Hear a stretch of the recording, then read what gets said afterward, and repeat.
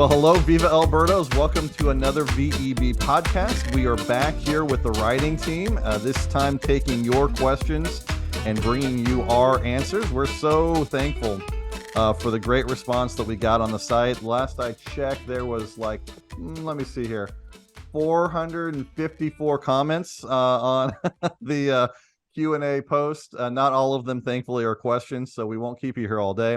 But we've got enough questions to definitely make up a full episode. And like I said before, it seems like you guys on the site really enjoy this. So we'll keep doing it. Even when we interview other players and things, we'll keep doing a Q&A section. But today we got some of our writing team with us. We got from my left and then around. Adam is here. How's it going, Adam? It's good, man. We've got a month left of this travesty before, I guess, at least probably watching more football and some postseason baseball. So just kind of wrapping it up here. Chiefs play tonight. I'm pretty excited about that. I'm a long time Chiefs fan. Yeah. But yeah, baseball's been kind of interesting lately too. So, Gabe, how's it going, man? Going pretty good. I'm glad to have my computer here. So yeah, in the shop earlier this morning. Crystal clear screen. Yeah, looking good. And Heather is back with us. Hey, Heather. Hey, glad to be back. Missed you guys. Good. Well, let's just kind of start by talking about the team in general. They've been playing a little bit better, winning a couple games in Atlanta, which is not easy to do. And the offense has been clicking lately. So let's just kind of get a vibe around the room. One, have you guys been watching? Two, what have you been watching, and what have you been seeing? Well, let's just start with Heather. Heather, go ahead. Oh gosh. As our resident site manager and fearless leader, wearing white, our superhero today. What are you seeing with the team right now? When you've been watching, if you've been watching, no judgment here. If you haven't been watching, it's okay. I haven't. I should be watching. I embarrassingly have not. So here's the thing. I was playing a lot of Legend of Zelda. Tears of the Kingdom came out in May, and I had just gotten Breath of the Wild, so I had to finish that. And then I had to, defeat Ganondorf in Tears of the Kingdom. And so now I have a lot more spare time on my hands. I had a lot to do, okay? I had to help Link take care of a lot of things. So I can probably be watching more, but it is one of those things where it's like, oh, I could watch it. So I haven't been watching as much as I should be. I'll turn it on a Sunday afternoon, kind of casually, but it hadn't been fun. So I'll turn it on and then be like, well, and change it. Yeah, I'm kind of the same boat. I have had it on, but we've been trying to binge.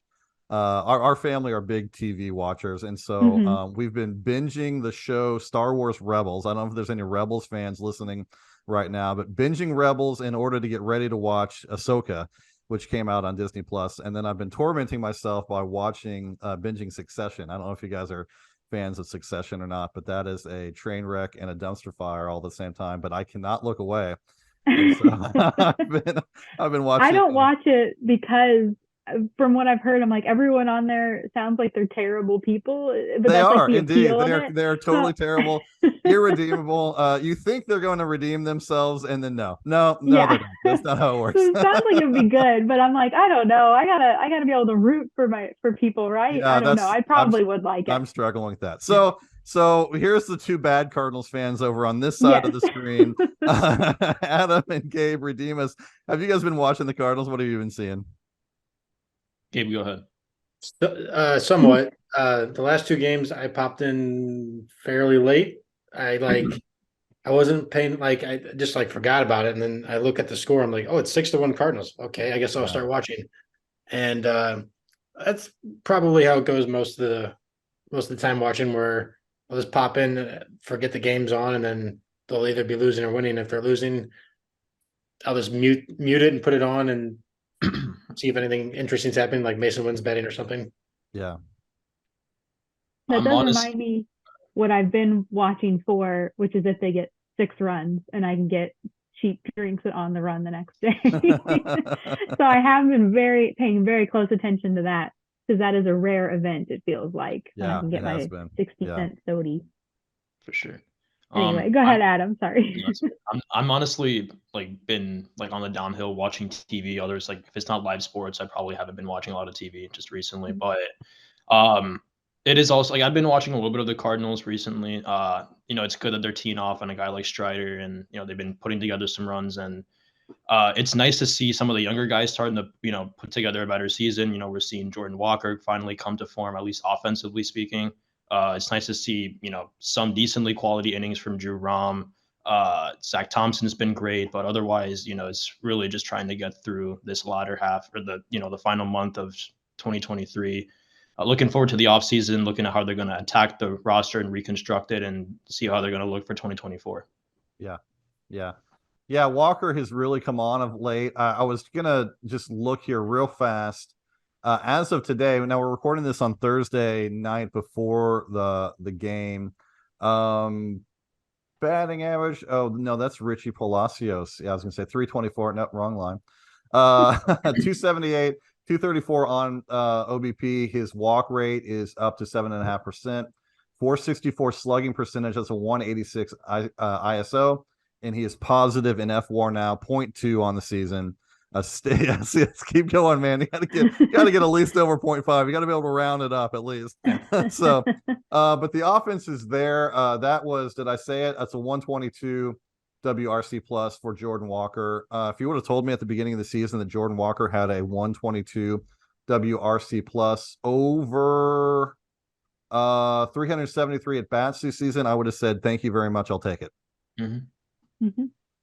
Absolutely. Yeah. Yeah. So thoughts on Walker, thoughts on Wynn. We can talk a little bit about Wynn too. Anyone want to jump in there that's watching him and seeing him lately? What have you been seeing? So I guess with Walker, we'll start that, we're now seeing him throughout the season. He struggled, obviously in the minor leagues as well. He struggled to really get the ball in the air. Mm-hmm. And I would say, I don't want to say that problem has been solved, right? Because he's really only been killing it for a month, and I would like to see him do it over the course of a little bit longer time just to solidify that sample size. But it is nice to see, like I talked about it earlier, and I tweeted that his swing or sweet spot percentage, which is how much he's actually getting it within a nice barrel range to hit for power. He's doing that much more frequently as the season has gone by, and he's doing it way above average in the month of August and going into September. So in that regard, he's been a lot better. It's obviously still been difficult in right field. Although I wouldn't move him away at all right now, I would finish him off in the season in right field. Let him figure it out this offseason, try to see what he can do training wise, and then worry about it again in spring training. And if it gets to a point next year, I just DH him and forget about it. It's not that big of a deal. As regards to Mason Wynn, I think I think Gabe had mentioned this earlier before the show that it takes him some time to get it going, and then he does get it going, but it's to the tune of like a league average WRC plus at every level that he's done it at least in the high minors, right? At AA, he struggled initially, then he went back to league average, same thing at AAA, and hopefully same thing happens eventually in the majors. But I think that's probably about as good as it's going to get. I think maybe 100 to 110 WRC plus with potentially average to above average defense, and he's going to be a plus runner, and we all know about the arm. But I think he'll be a decent everyday starter at some point, but that's my spiel on Wynn. Yeah, so a little context on Walker. I looked up his split stats, and I'll just go first half, second half is probably fair. Although, that's probably the best way to look. So first half ground ball percentage. Now, of course, this is a smaller sample size because he was, in the minors for a good chunk of the month of May, June, somewhere around in there. So more PAs in the second half. Ground ball percentage first half, 55.7%. That's not what you want to see for a power hitter, not at all. And then ground ball percentage second half, 42%, which, I mean, honestly, that's okay. That's not bad. I'll take that. So pretty significant improvement from him. His home run per fly ball rate too has gone up as you would expect too since then. So especially September, October, it's really high. So he was due to get hot. He's hot. He needed to get hot, and that's making a difference for him. Gabe, you got any thoughts on Wynn? I was gonna say the only thing about Walker I would add is go ahead. I'm not even remotely worried about his bat, about him elevating or anything right now. Yeah. The more encouraging thing about his recent play has been that his defense looks more playable than it did in the first half. Yeah. By a good amount, I would say.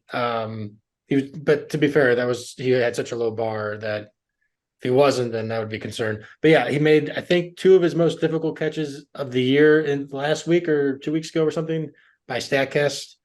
I'm not positive about that one, where he made a diving catch. Yeah. And that's the more, not the more encouraging part, but because his bat's going to be what's going to be important. But I'm just not worried about his bat because of his age and how well, like his 80th percentile zips projection was a 110 OPS plus. So, I mean, this is about as good as you could reasonably expect him to ever play, especially if he finishes even stronger than he's been. Yeah. That's all I have with Walker, is that the defense is the thing I'm like more encouraged by, I suppose, because I've never been worried about his bat.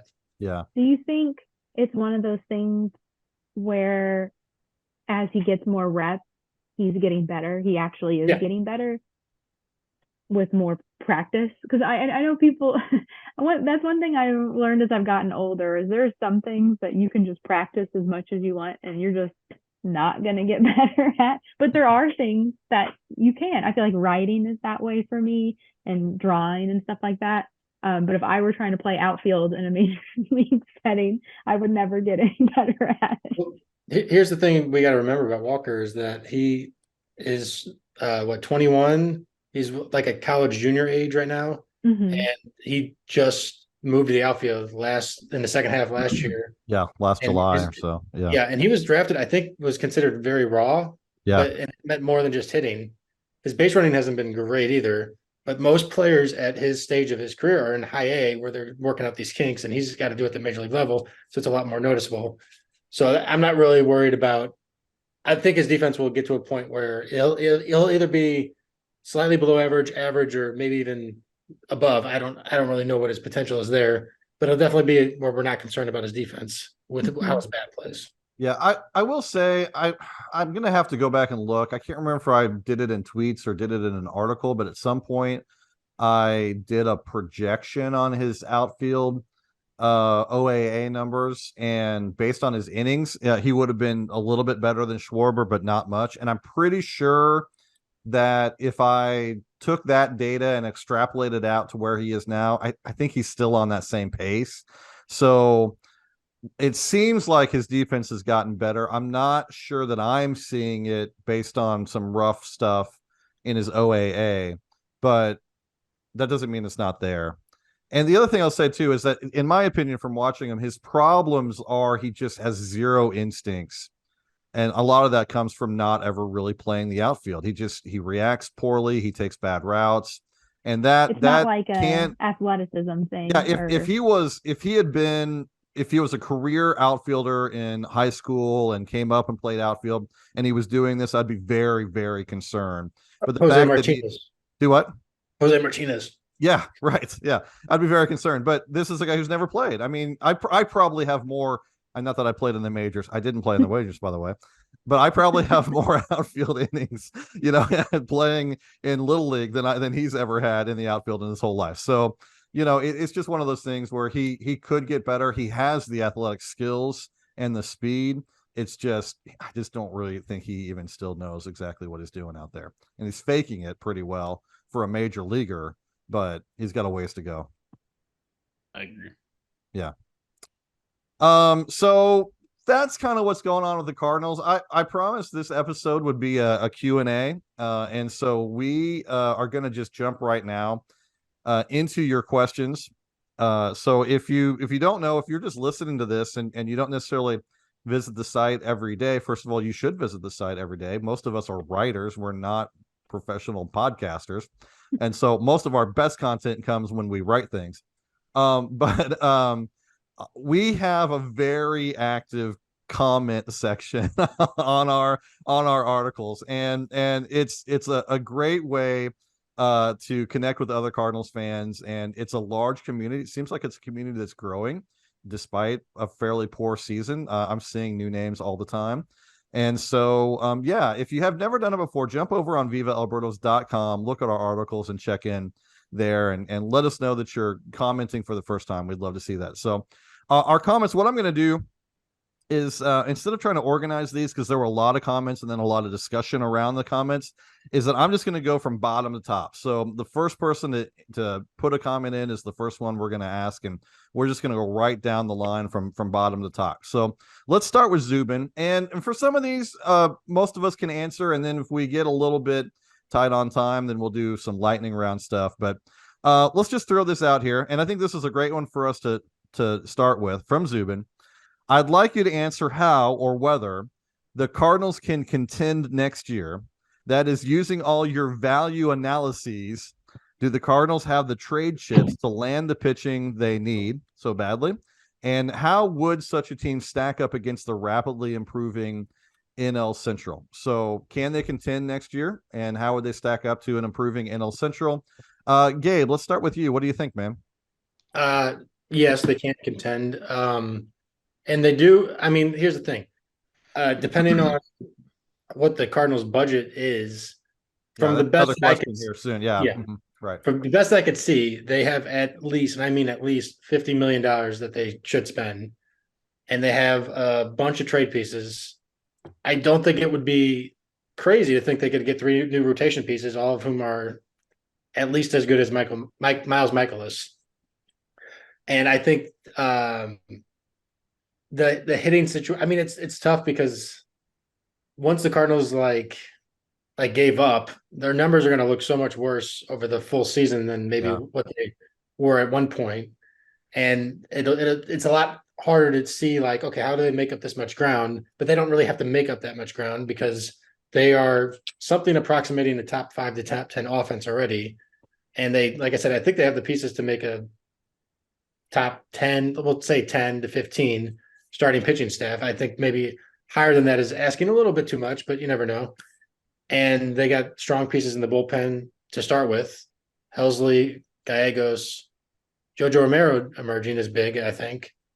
And they don't need a whole lot of resources to be put in the bullpen, in my opinion. Some people disagree. So I think they have the offense. They have the pieces to get to pitching, and their bullpen looks fairly good. I mean, and I think it would just take a lot better luck as far as like the on-field results in comparison to how players actually perform, which is confusing.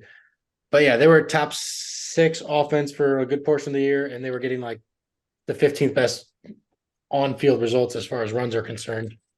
So if we could just make that more even, that will help a ton. That was going to be part of my answer. Like, well, are they still cursed, or because if they're still cursed, I don't know.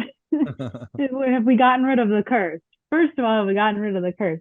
I kind of agree with everything Gabe said. I think they can compete, but can and will is like, will they spend the money to get the pitching they need? Because that pitching staff, we were a little bit concerned about it going into this season. Probably not as much as we even should have been.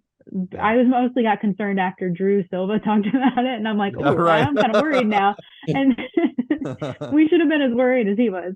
And but they have the means. They definitely have the trade pieces. If they were, I mean, even everyone's tradable in a way. They could trade Jordan Walker and get pitching if they wanted to do that. So they have the pieces, and whatever they have, the threat, like the idea to do, the stomach to do, and then depends on the budget. But I think if they can improve that that pitching, starting pitching, they're in a lot better shape.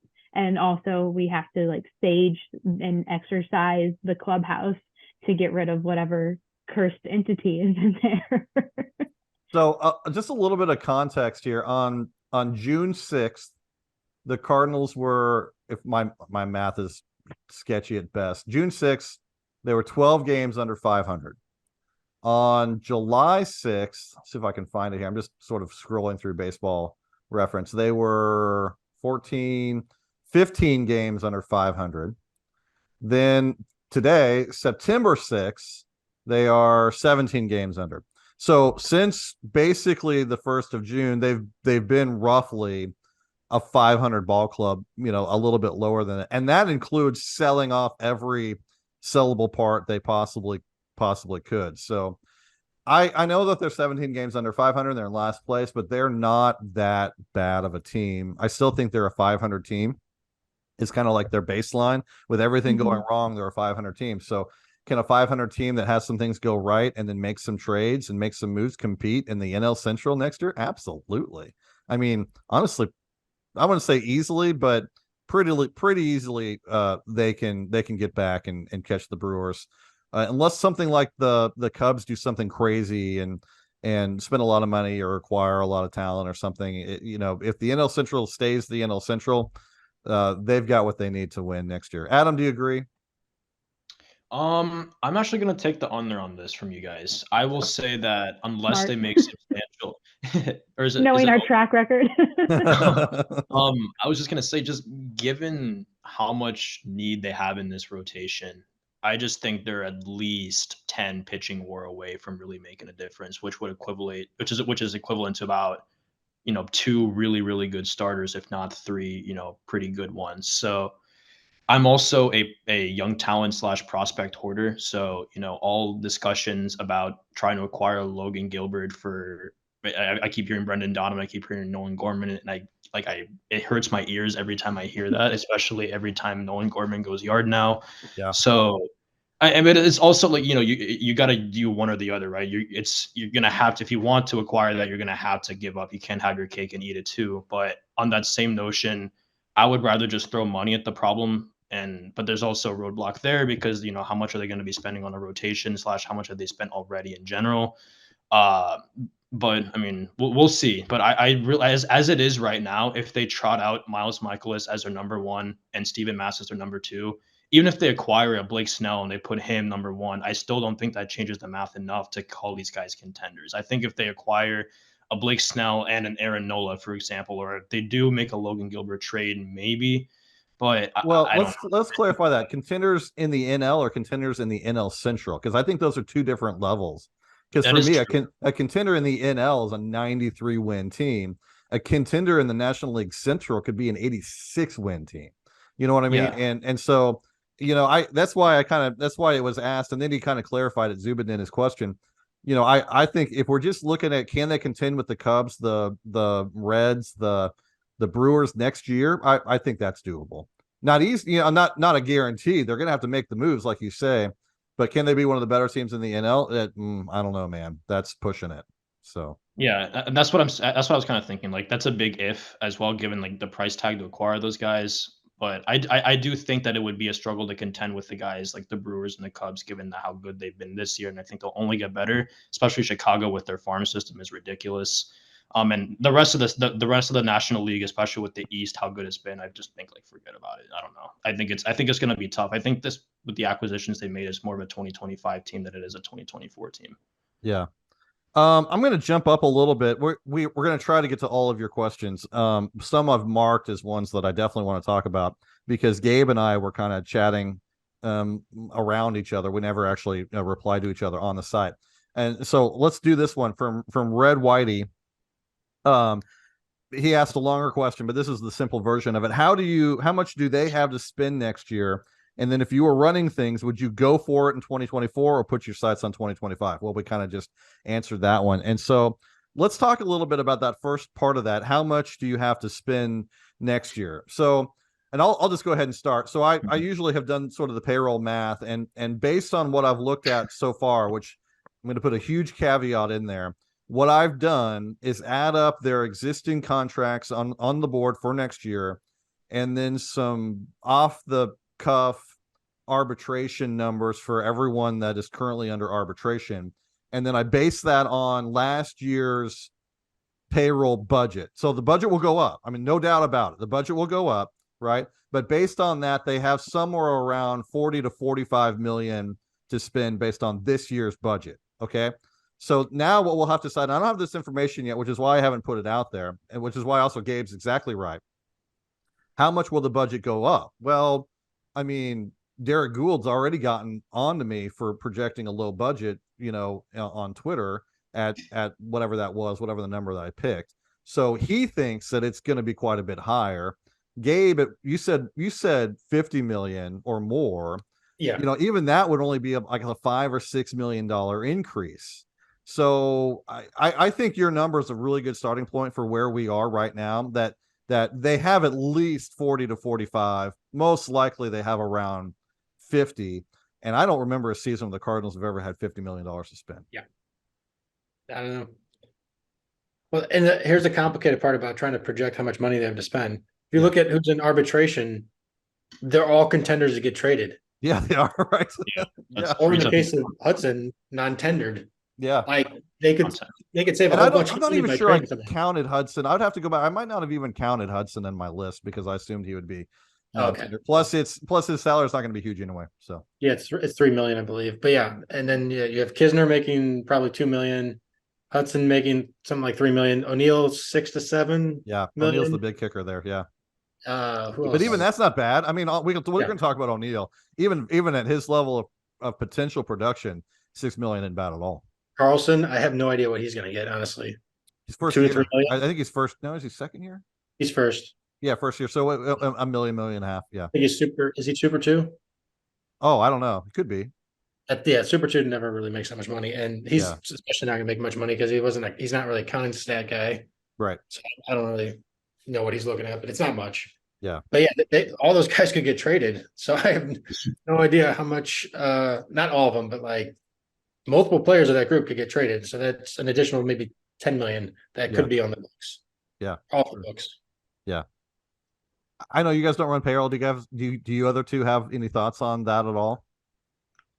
I was just gonna say, I mean, I see what Gabe, I agree with what you're saying, but I feel like if you're trading those guys away, you're probably acquiring major league talent, which has major league salary. So I feel like it's probably gonna offset, if not increase, if you were gonna be trading those guys away. But one thing I did want to mention, Then you solve an issue. If you trade for a guy with an $18 million salary, that's true. I was minus like $5 million. Yeah. Then you've got 1/3 of your problem, 1/3 of your pitching problem for like 10 extra million or something.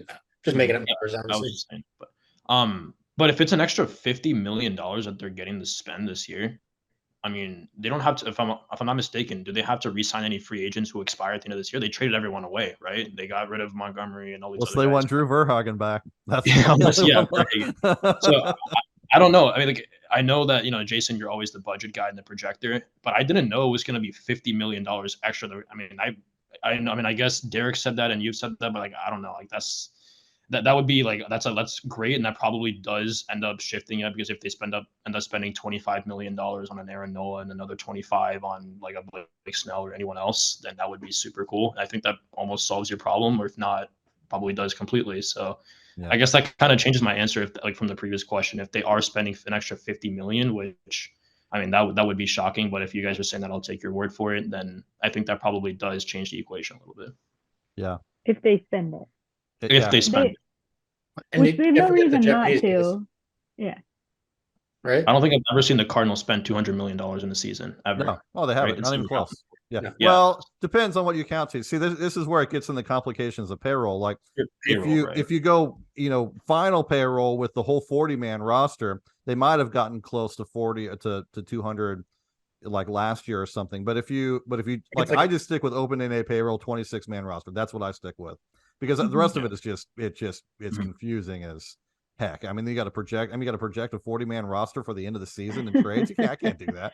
So open-ended 26-man. Yeah.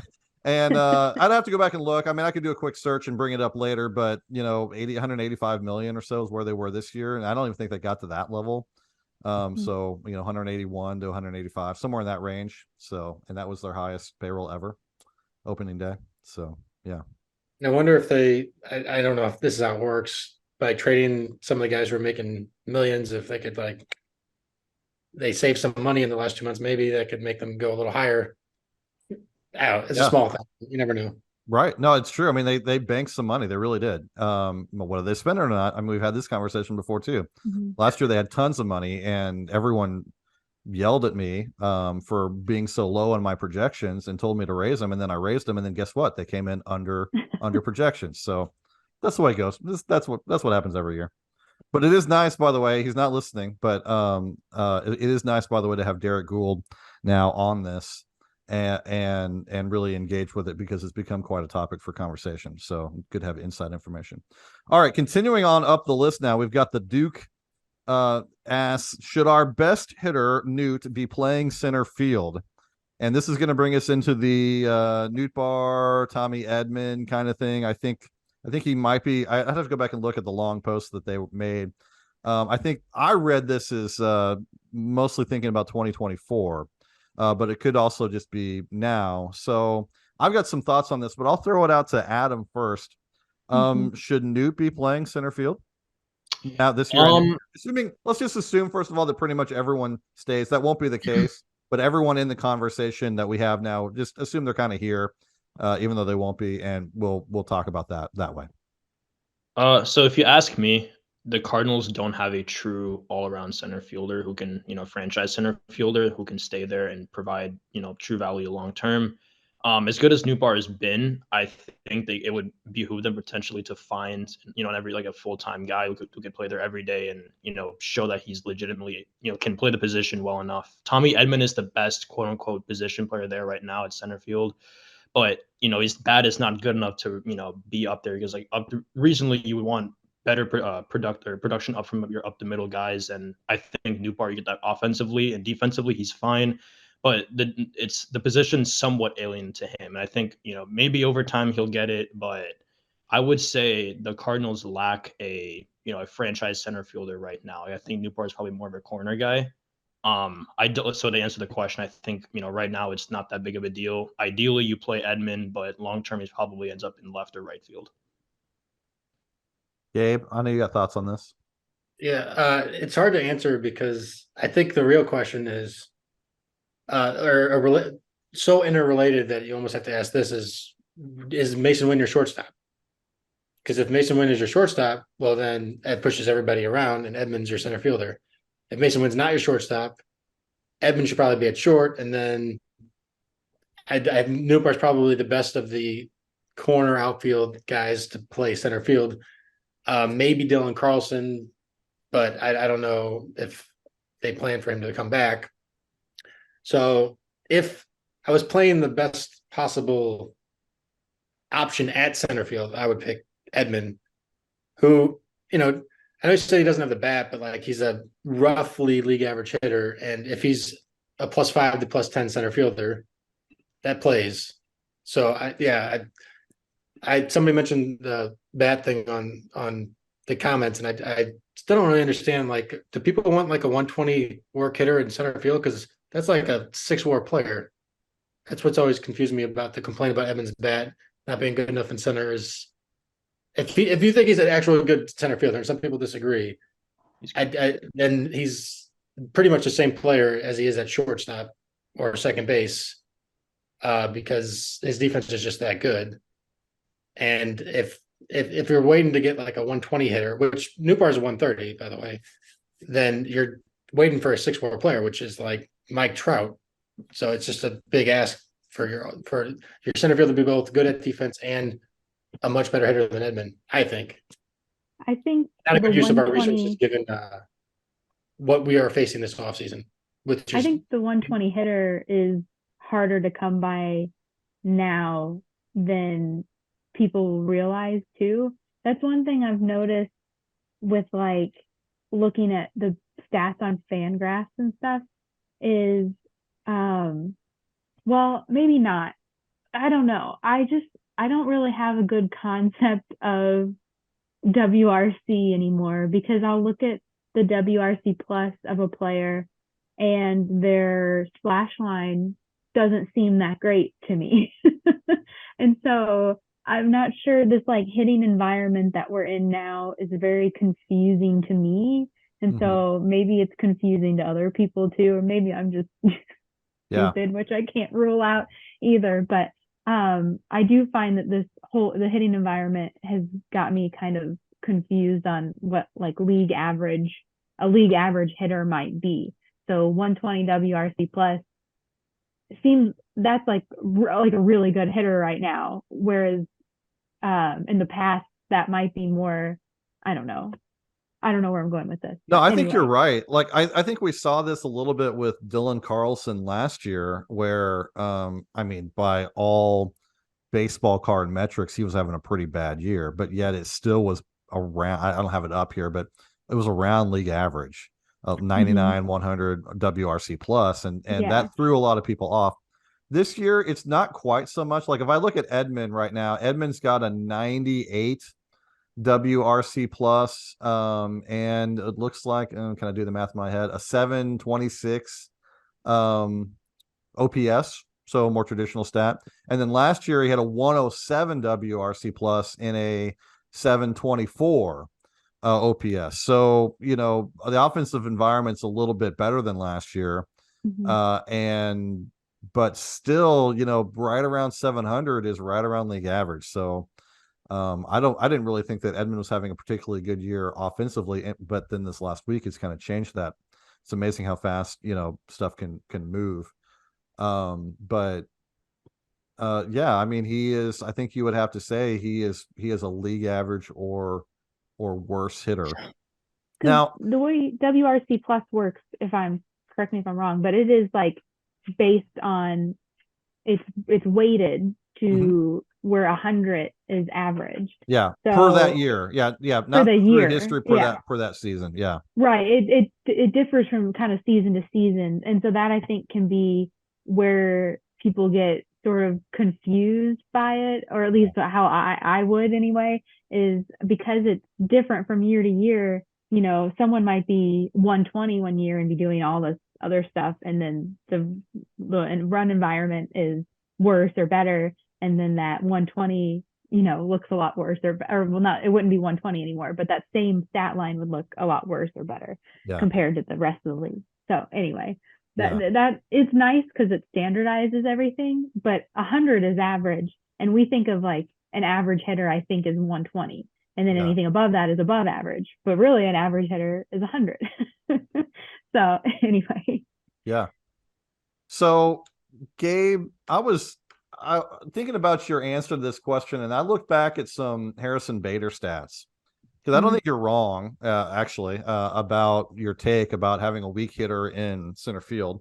You can definitely have a weaker hitter in center field. I also wonder if Harrison Bader doesn't really qualify. And I think this fits kind of where I'm coming from him. In 2018, Bader, now remember, Bader was always hurt too, so there's a PA issue here when comparing, you know, values. But and also Harrison Bader was one of the best defensive center fielders I've ever watched. So can Tommy Edman be that good? Well, knocks some defense off. I mean, he looks good. So, but I also said that he was going to win a Gold Glove and shortstop last year, and he was very mediocre this year. So small sample size defensive stats are still small sample size defensive stats. So in 2018, Bader had a 107 WRC plus, uber elite defense, 4.1 FWAR. I mean, that would be ideal, right? The next year, 406 and 82 WRC plus, 1.8. The next year, 114.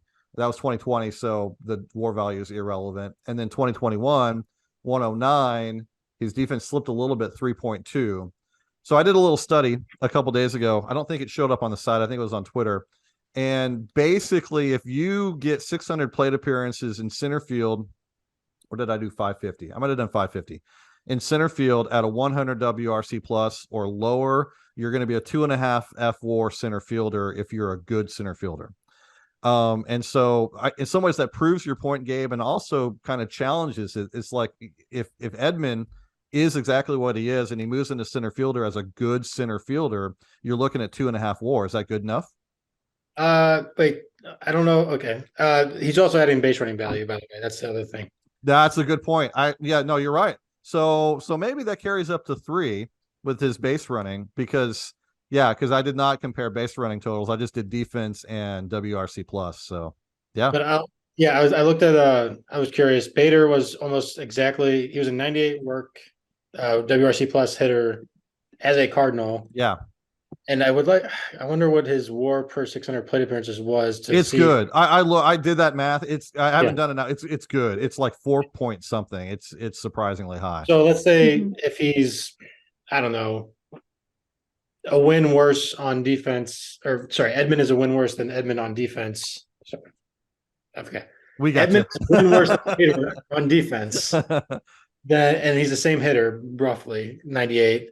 That would be a 3-ish WAR player. Yeah. He's about that, I think, 3 to 4. that as an infielder at least. And it depends on how high you are on his defense, I suppose. I am not comparing him to Bader, but I think he's easily above average. So yeah, it's an interesting question though. Yeah. I think, and Adam, we'll finish with you on this one, but I think too, if I look at and this addresses what you're kind of saying, or did you start, Adam? I can't remember. I think you started. So I'll finish it out. Yeah. So if I look at Nootbaar's center field stats, he is a +1 in center field career. Now that's only 493 innings. By the way, just so you know, no, I'm sorry, +2. If I say a plus now, guys, I'm talking OAA. Always talking OAA. That's the one I'm looking at. +2 OOA in 493 innings, +5 total in the outfield in 1,700 innings. So I think it's really fair to say that, and his UZR is +8.4, his DRS is .11 career in the outfield. So I think it's fair to say that O'Neill is an average to better outfielder overall, and probably a perfectly average center fielder. Do what? You said O'Neill. Not O'Neill. O'Neill, for some reason, despite having all the skills, can't play center field. So, so yeah, Nootbaar. So if you put 3.2 FWAR Nootbaar with 413 at bats, if you put him in center field, you've got a 6 WAR player, and I would love to see that. Because then I've got Jordan Walker on the right side flubbing things up, and that's okay. But he's going to still provide 130 WRC plus. And then we're going to get to this. Then you have O'Neill on the left side, and you've got a Gold Glove player over there. And that to me is your ideal outfield alignment. If one of them has to go, and then maybe Edman in center makes sense. But as Gabe and I are going to argue here in a minute, it makes all the sense in the world to keep Tyler O'Neill. So I would do it. Oh yeah, I agree with that. Yeah. And then Edman becomes your do-it-all backup center fielder, and that's a great role for him. That's a fantastic role for him because you're guaranteed great difference at like 5 spots. And plus he doesn't need to be on the field against that many righties anyway. So to support your point, that's the outfield, and that means the infield, assuming wins a part of the plan, is a short with Edman at second and Gorman at DH. Yeah. So that would be a really good defensive alignment. Or Gorman at short, or not at short. Gorman at short. Gorman at second, and Edman as your do everything guy, and Donovan is playing for the Mariners. So yeah. Wow. Damn, that's harsh. Yeah. I think it's a luxury to have as many utility players as they do. I don't know. That's just me. Do you guys think that they could have a lineup and Ollie would make it work where, say, DC goes, Carlson goes, but they've got that outfield, they've got O'Neill, they've got Nootbaar, they've got Walker, and then on the infield they've got Arenado, Wynn, Gorman, Goldschmidt, and then they still keep Edman and Donovan. Could they run that and keep everybody happy? I think they could. Yeah, I mean, if you get rid of Carlson, it only makes it easier, right? Because that's one less mouth to feed. So then, you can. I'm okay with giving Tommy Edman 400 to 500 PAs instead of 600. Especially if he's a league average of 90 WRC plus hitter. Let somebody else try and get produce more. Same thing. Brendan Donovan is actually a pretty good hitter, so that's another utility guy. But if you got extra spaced out, if you get rid of Dylan Carlson, try to get pitching, that only makes it easier because now there's more at bats for the less people. Honestly, I would think hard about DHing Donovan nearly every day next year. I would, not because his bat's bad, just because you want that on base percentage in there. And I mean, I think Gorman just needs to play the field. I think at this point he's probably just as good as Donovan, and he's only going to get better. And he just needs that more experience. So I almost kind of think of Donovan as your nearly full-time DH. I'll say, I was gonna say, I say he can do it. However, the reason I say it is because of our famously healthy outfield that we have. Right. Exactly. Yeah. Yeah. Somebody will get hurt, and then all of a sudden there's not like one too many players. If you just rotate where one guy gets a day off every week or something, you could easily. The only person who would really get screwed here, I guess, if he survives the purge, is Alec Burleson. But I mean, I don't know if he could hit his way on at some point. Maybe let him hit his way on, and we're gonna have to trade. Players. Yeah, we might. Yeah, we're probably, if we're not trading any of the guys, we're probably trading Burleson. We're probably trading Carlson. Yeah. Imagine. Okay. we've done what we always do, which is spend a lot of time answering just a few questions. So let's speed it up here a little bit. I'm going to focus on the ones that I marked. So let's go to this one from Red Notes. What would realistic expectations be for Yamamoto and shoot, I should have practiced this one. Imanaga, maybe in MLB next season, and do you expect the Cardinals to try to sign one or both of them? Anyone want to take a shot at this one? Just one of you? Anyone know anything about these guys that more than your casual fan would know? So Yamamoto and Shoto Imanaga are one of the better arms coming out of the Japanese league, Yeah. and obviously we'll probably get Roki Sasaki soon, but for now it's these guys. And I think at least I don't know a ton about Imanaga, but I do know about Yoshinobu Yamamoto is probably going to be a 3 or 4 in the major league level. Blake would probably give a much better analysis, but he's not here right now. And especially on Imanaga as well. I do think that it would obviously benefit the Cardinals to go out and get these guys. But one caveat that we do have to remember is that aside from a yearly salary, they have to pay the Japanese team a posting fee, which would be in the 7 to potentially 8 figures. So that's something else that would just be straight cash and would eat into their budget. So they kind of have to think about that as well. But it's another option out there as well, especially if the domestic guys have already been scooped up for a different amount, and these are the only ones left.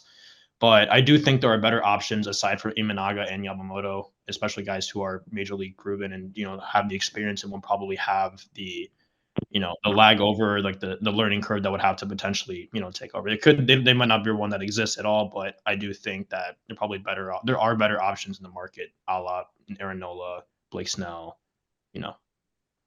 Yeah, I kind of agree. I know more about Yamamoto. The way that I understand it, and please, this is more a question than it is a statement. Yamamoto is the guy that sort of has upper level potential.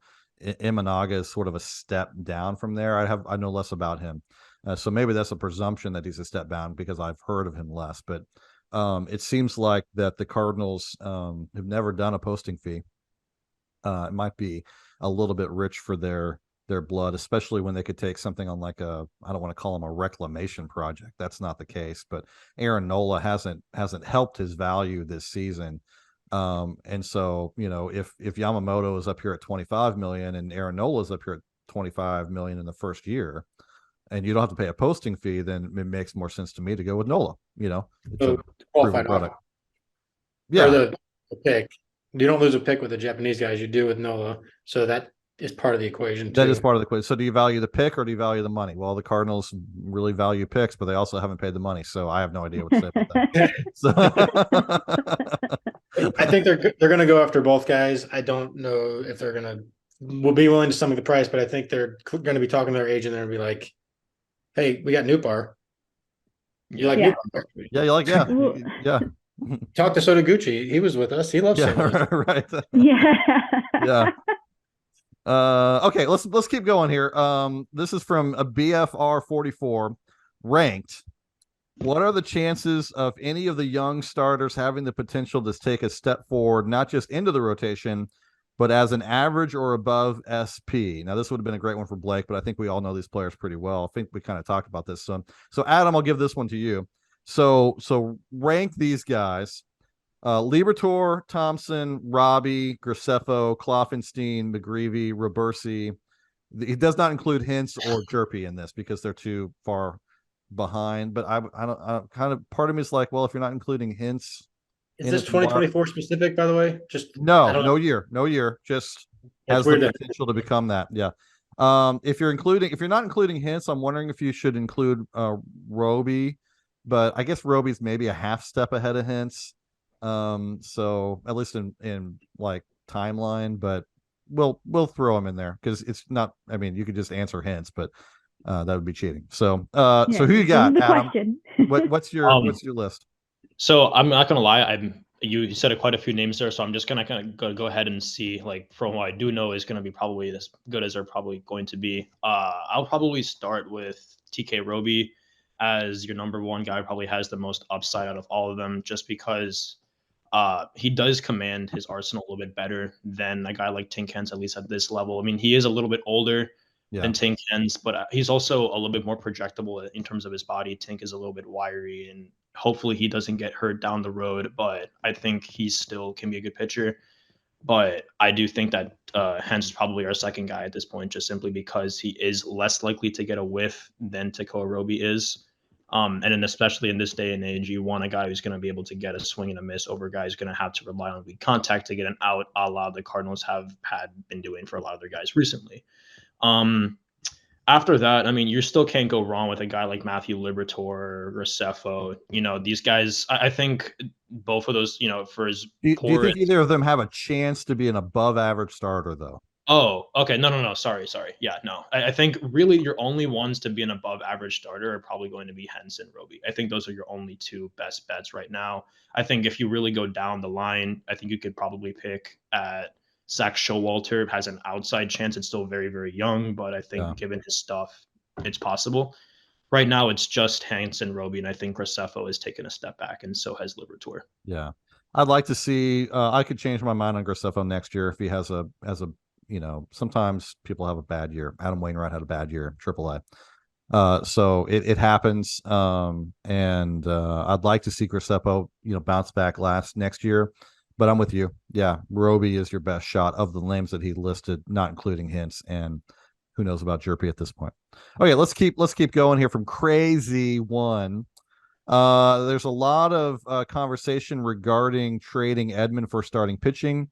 What type of package deal would the Cardinals have to put together with Edman to get a number 1 and number 3 caliber starter? Do we think that Edman is good enough to headline a deal for a number 1 and number 3 starter? Heather, what do you think? Is there a lot of conversation regarding? Am I just out of the loop that much? I think there's a lot of conversation about trading just about everybody. So okay. I was like, has like Gould or anyone been writing about that? No one, just fans. There's just conversation on Viva Alberta. It's just in the comments section. Yeah. We've been talking and we think no. I'm not very good at these like trade deal, packages or anything like that. I would be surprised if Edman is the headline of a deal. I would think you'd have to do a young, cost-controlled player because what is Edman? What year is he? How long is he? He's been around. He's got 2 more years until he's a free agent. Yeah, 2 more. Oh, so he's after this season? Yeah. 2 more? Okay. Yeah. I don't think he's been around for a while, but he's still got 2 years. It feels like it's been 10 years. Yeah. Maybe it's just this season felt like 4 years. But I just maybe I don't know. Maybe you could get a number 3 starter with an.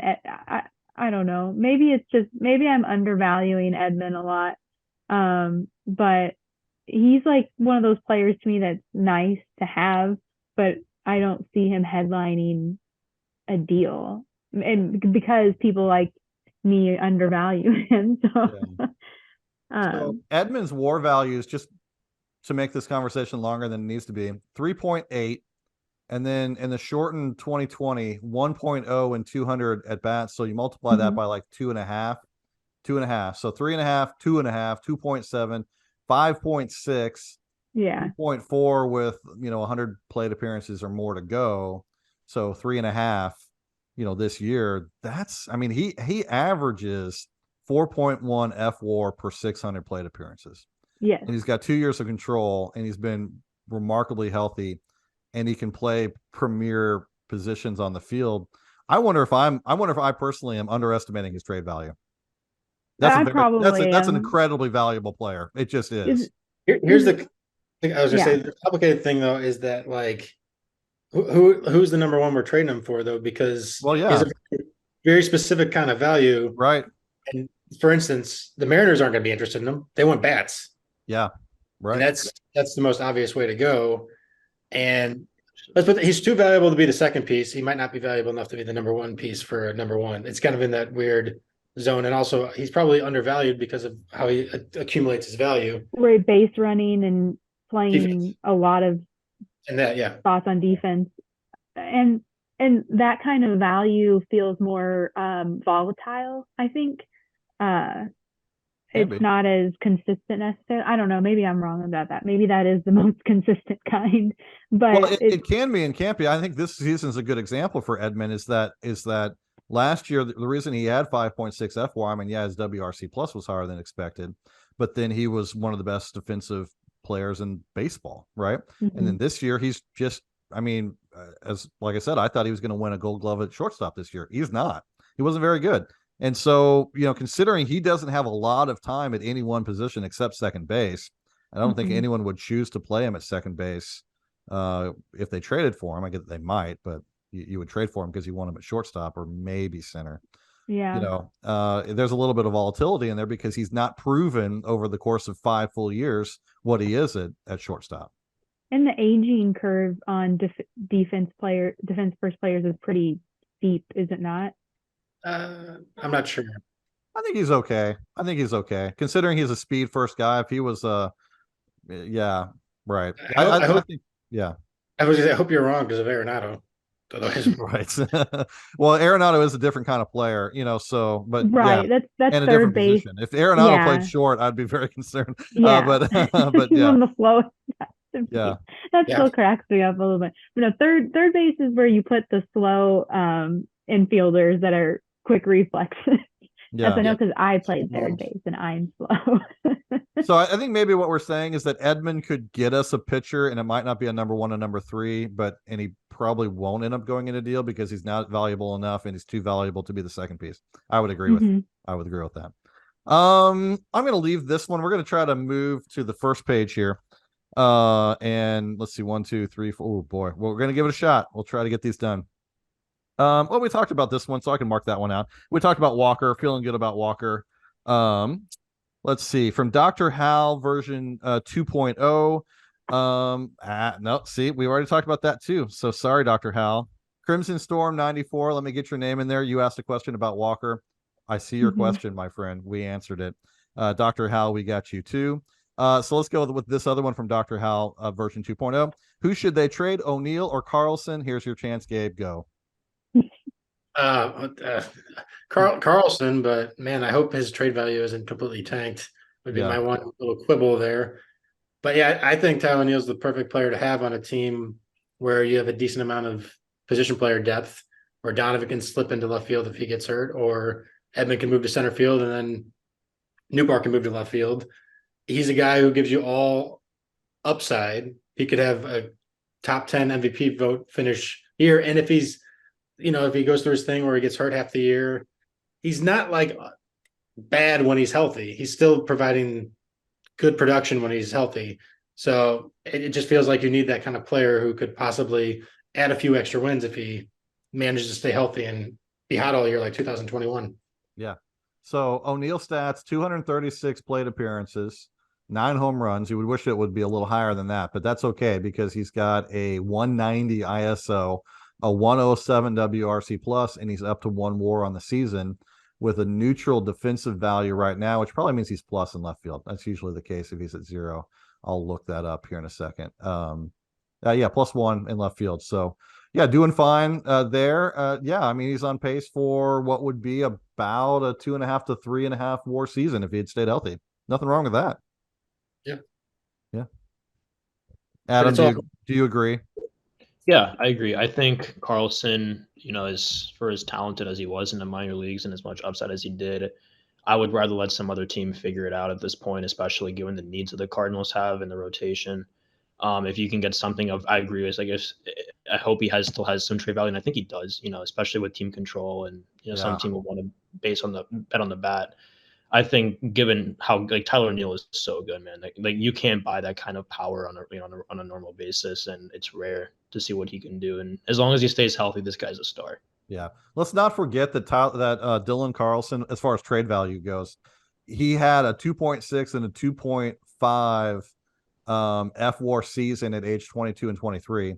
And then this year, I mean, I think it's come out more a little bit about his ankle injury and some of the problems that he's had.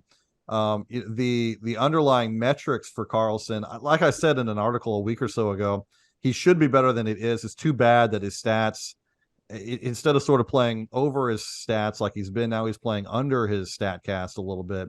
And so his expected WOBA is a lot higher than his actual WOBA. So should be better than he is. People are going to see that. They're going to see the injuries. They're going to see the potential in center field. They're going to see the 2.5 WAR in the past. They're going to see the years of control. I'm not saying you're going to get Logan Gilbert for him, but he's going to be a more valuable commodity than what he actually was this season. And we might be trading him low, but at the same time, I don't see a role for him next year either. So, use him when you got him. From Onion County Redbird. I think we've kind of already done this one, but I want you to rank them. It's another ranking one. If the Cardinals make at least one major trade for pitching after Walker and Wynn, which four, and you can just give me a one name answer, which four of Edman, O'Neill, okay, this is gonna be confusing, guys. Sorry. Edman, O'Neill, Donovan, Gorman, Carlson, Burleson, Herrera, or Kisner are most likely to still be with the club in 2024. So let me just ask you guys this way. You repeat the names? I'm sorry. I'm going to. Yeah.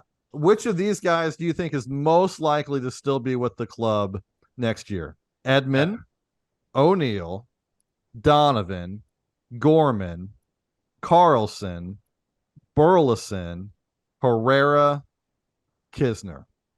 Most likely. And you don't have to give me the top four. Just give me a name or two. Unless we all agree. I bet we don't all agree about any of these. So I think hey, Adam, go ahead. Yeah.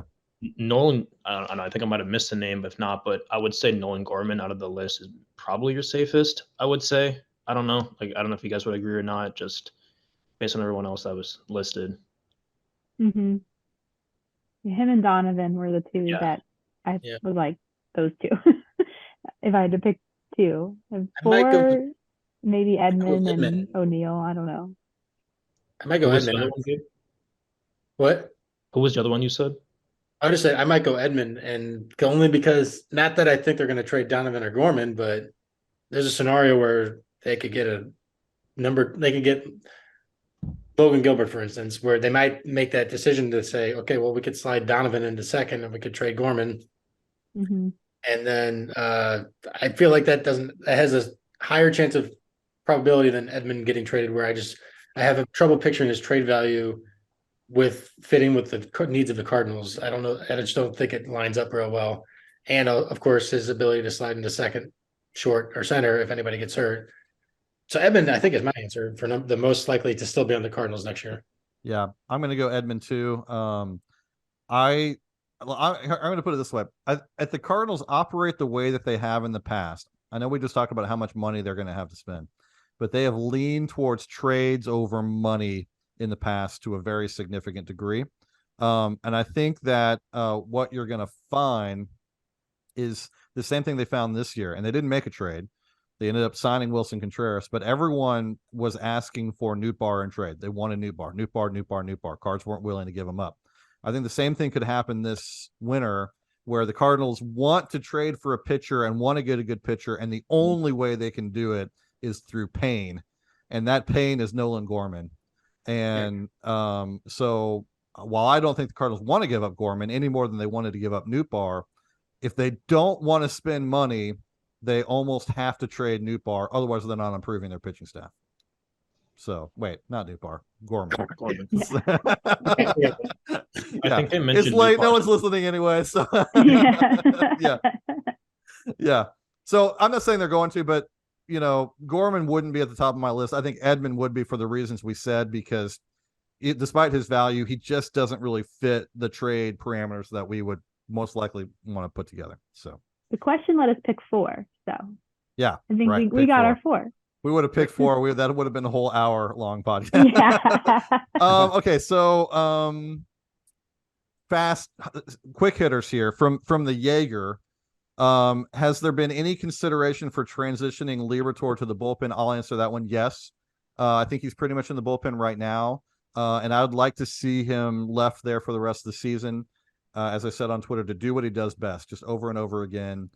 Curveball, slider, curveball, slider, occasional fastball in there. Just see what he can do when he's just throwing his best stuff. Another one I'll answer. Knuckleballer 33 asked, Walker needs a nickname. Any ideas? So I checked with Jeff Jones to see if the players had any nicknames for Walker in the clubhouse, and he said no. That the only thing that he's hearing every now and then is jaywalk. So jaywalk is okay. I mean, Walker does go hard, and jaywalking is a really kind of go hard sort of crime. So, and it's bats illegals. I don't know. I don't got anything with that. So, jaywalk seems like the most Cardinals nickname ever, just being as boring and lame as possible. So, you guys got any other ideas for Walker? What should he be? I saw the question earlier in the email. I was thinking like Walkman, like Sony Walkman. Mm-hmm. Yeah. He probably doesn't even know what a Walkman is. Too young. I'm like 2 years older. I know what it is. Yeah. Something related to Atlanta, like I don't know, Southern something. Southern Comfort. I don't know. Yeah. Southern hospitality. I did a whole post about ludicrous songs that describe the Atlanta Braves. I can't think of anything related. Well, to any of those, we'll work we'll those think about it. Cardinals contacts, and we'll see if they will get something better than jaywalk. So, from J Dog, and I've got to ask this one because he went to the trouble of making a GIF for us. If you guys saw the GIF, it's a good one. They're all good. Is there an untouchable on this team? Yes or no? So yes, there is, or yes, there's not. Yes, there is. There is. Yes, there is, or there's not. If you're saying There yes, is. then there is an untouchable, or you're saying no, there is not an untouchable. What? I'm saying Yes. there is. There's There untouchable. There's at least two untouchables. Yes. Yeah. So you're saying yes, there is not an untouchable. Why are you making this more complicated? Because did you not see the GIF? You got to go back and look at the GIF. Yeah, Oh. say this is the bit. Yeah, it's I was doing a bit. I got you. I got you guys. Perfect. Say it's the J Dog bit. It is the Jedi bet. Go back. It's from the movie Clue. And an incredible movie, an incredible scene in that movie. So yes, who is your untouchable then? Walker Wynn. What? Sure, they're Walker. untouchable. I think I mean, every player in theory, every player has a price, but if we're saying untouchables, I would probably say Walker and Nootbaar, at least in the outfield. Nooper, yeah. Yeah, I'm gonna go Nootbaar. Yeah, Wynn is definitely touchable. Wynn's touchable for me. A little shakier on Wynn. I don't want to trade Walker. Let me just clarify that. I would in the right deal. That's it. I mean, if he was playing third base right now, I don't think I would even consider it. But since he's trying to learn the outfield and, I don't know, I would think about it. I'm not being too serious about that. So he's not quite untouchable for me. I honestly think Wynn is probably untouchable just because if you look in the system, yeah, there ain't yeah, right. Yeah. Yeah, they're short. Getting a shortstop like Wynn, just even if he's just a average hitter but a good fielder, I mean that's 20 years of play. So, yeah, guys, thank you so much for all of your questions. Wonderful questions. You guys did a great job, and I'm glad so much also that you guys engaged with as well, and you had a day full of long conversations. So, thanks everyone. There's a couple questions we didn't get to again, but we hit almost every topick. Gabe, I was gonna say, would you like an update on the Cardinals game? Yeah. Shit. Do I? Well, it's not positive per se. It's 3-2 in the middle of the second. So Wainwright gave up 3 runs in the first inning. Oh. But the other person gave up 2. Yeah, well, there are some downsides though. Yes, silver lining. In the first, it's very Cardinals how this is played out. First off, Edmonds singled and then got caught stealing in the first. Oh. And in the second, single, fielder's choice out, walk, single, hit by pitch to score 1 run. Okay. I win. Max free. Single to center, we got thrown out at home to tie the game. So it's 3-2. 3-2. So we're gonna have to have a podcast in the winter about sequencing. That's what I hear you saying, Gabe. Is sequencing. Yeah, it's very Cardinals. 2023 Cardinals tradition to talk about a game that's already happened. Hey, we got a hit by pitch. We got a hit by pitch and a single with the bases loaded. That's way better than we've been doing. Yeah. All Way right. better. Well, hey, that's it from us. We will take a couple weeks off, and then we'll be at end of year content. I think our next podcast, what I'm hoping, is a minor league season review, and then we'll do a season review, and then we'll jump into off-season content. I know a lot of you guys are already there, but we'll jump in there with both feet here in 2 or 3 weeks. So for Adam, for Gabe, for Heather, thanks so much for listening, and subscribe and like and read the site, do all those things. We would really appreciate it. But have a wonderful weekend, and we'll see you on the site. Thanks.